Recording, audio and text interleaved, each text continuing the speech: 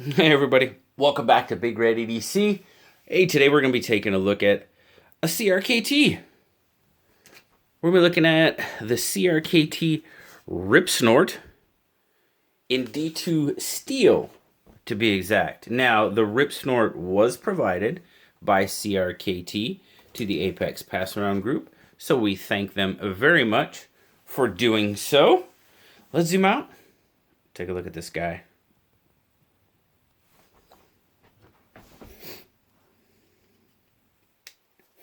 As we always do, we're going to start out by taking a look at the handle. You can see there we've got the black palm or polymer scales. Got a stainless steel insert there on each side. Now we've got the stainless steel, hefty stainless steel liners.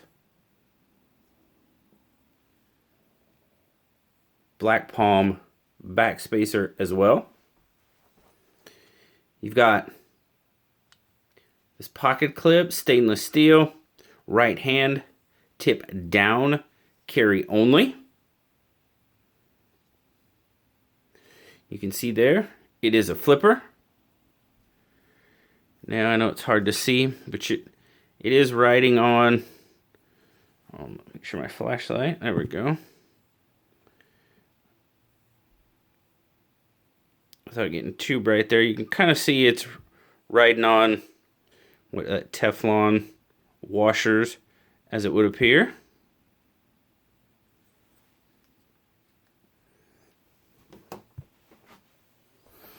As I said, is a flipper.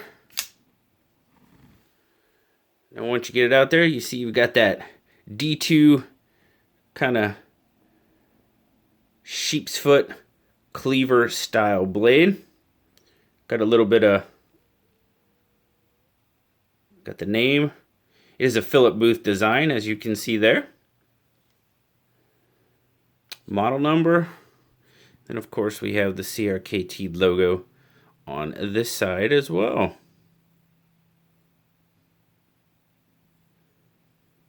Let's get some specs on this guy. First, let's take some measurements. Let's see here.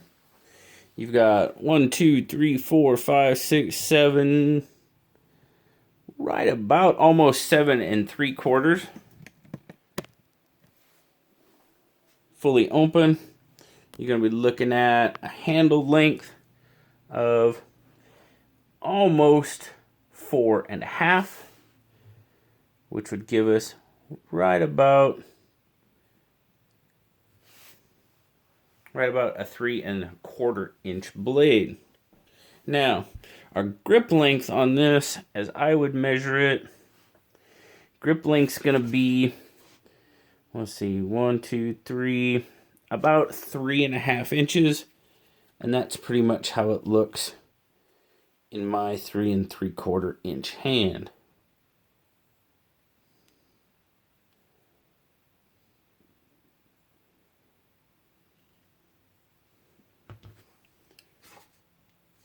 Now this one is made in China. It's a Chinese CRKT.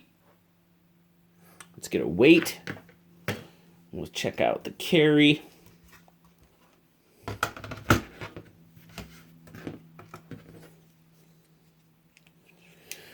Start on ounces.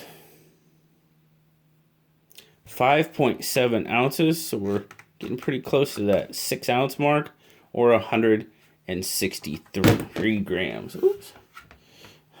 You noticed it slipped out of my hand. Yeah, we're going to talk about that a little bit later. Just a bit. We're definitely going to be talking about that. So let's see here. At its widest point, we are looking at about 0.66. So it's a little chunky.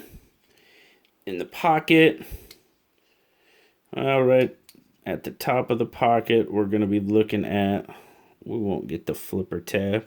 Well, yeah, we'll have to get the flipper tab in because it'll be sticking out there. 1.51. I mean, down at the bottom of your pocket is where it's going to be. That's 1.56. So not a whole lot. Not a whole lot more. Carry-wise, got a relatively deep carry clip on it. I mean, definitely not a whole lot of exposure while it's riding in the pocket. So that's a plus.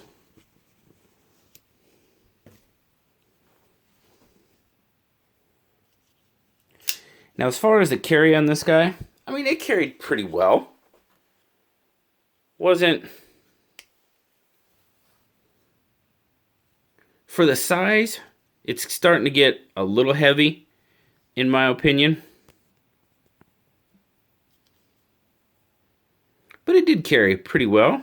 Pretty smooth, in and out of the pocket. I mean, the pocket clip's got pretty decent retention on it. I mean, as it rides, it's going to be riding like so.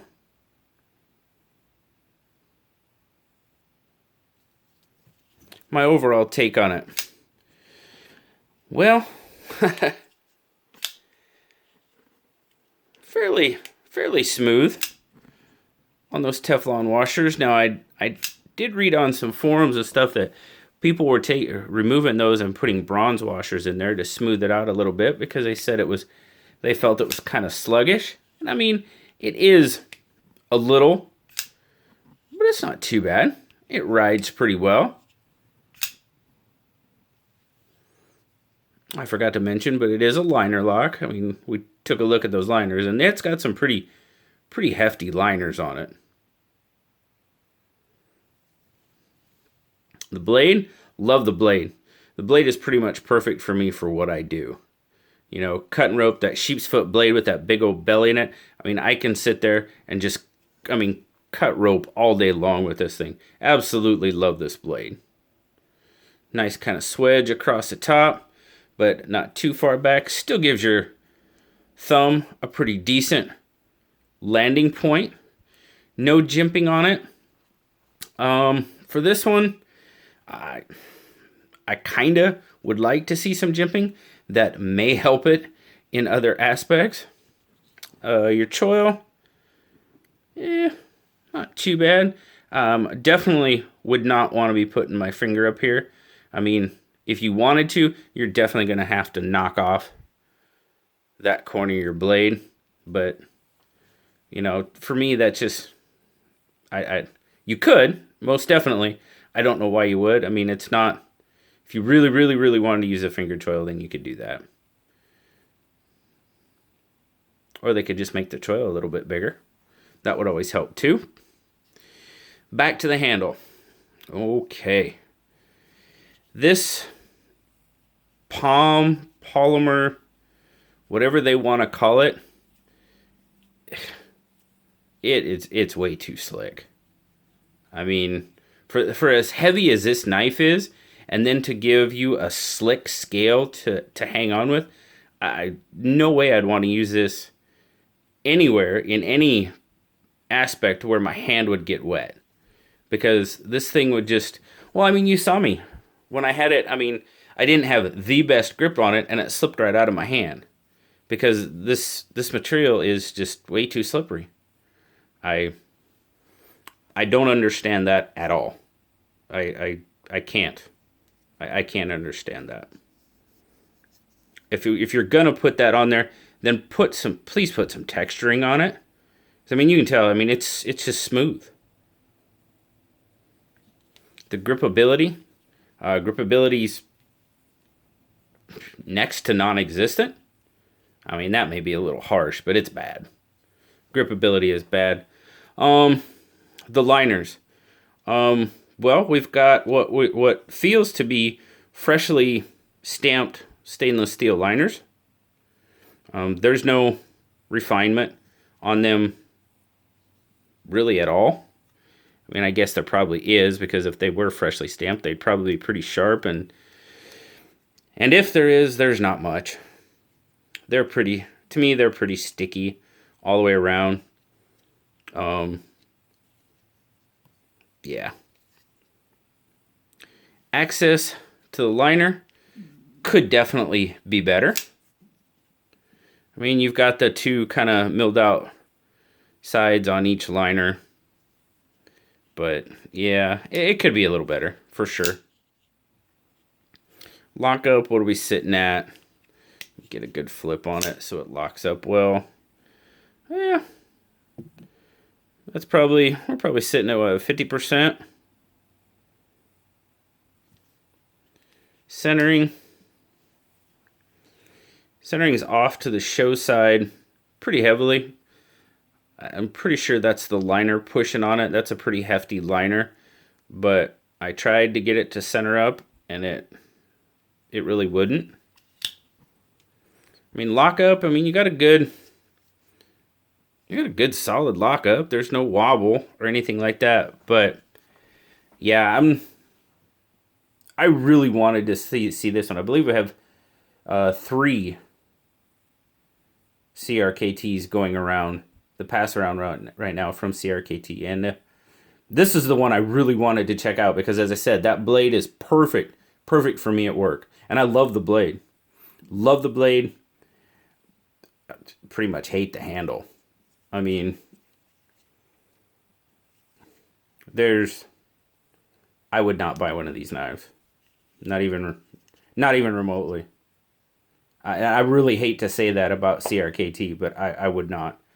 Love the blade, hate the handle, guys. I gotta be truthful, and I just don't know what was going on. And I apologize to Mr. Booth because the design of the knife is good. I like the design, I like the look, but the execution is pretty poor.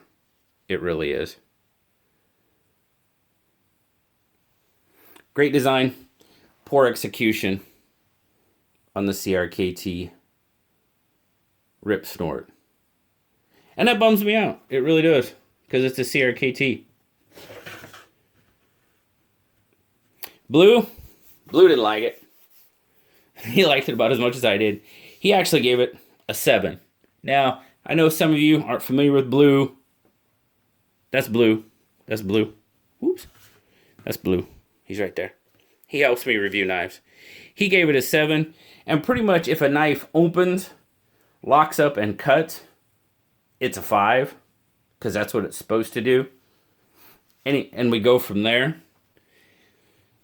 The blade and the deep carry clip, that's about what's getting it to a 7 for him, I think.